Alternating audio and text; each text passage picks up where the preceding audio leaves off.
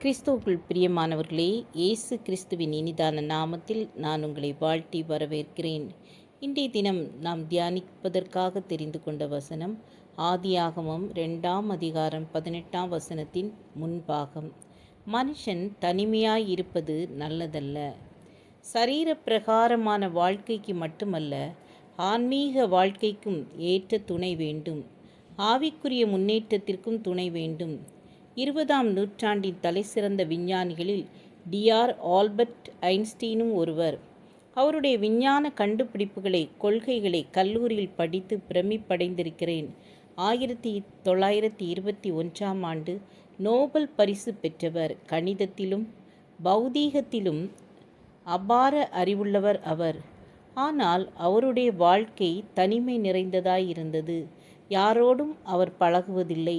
நான் ஒரு தனித்த வழிப்போக்கன் என்று அவர் தன்னை பற்றி கூறிக்கொள்வதும் உண்டு. தெய்வத்தின் வல்லமையை இயற்கையில் கண்டாரே ஒழிய தன் வாழ்க்கையில் அவர் சொந்தமாக்கி கொள்ளவில்லை.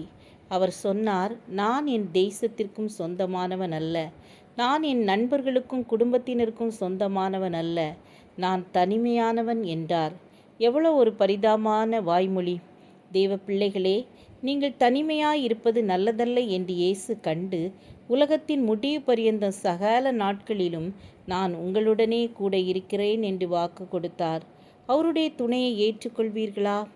அவர் உத்தம நண்பர், ஆலோசனை கர்த்தர், உங்கள் மேல் அன்பு செலுத்துகிறவர், உங்கள் அன்புக்காக ஏங்குகிறவர்.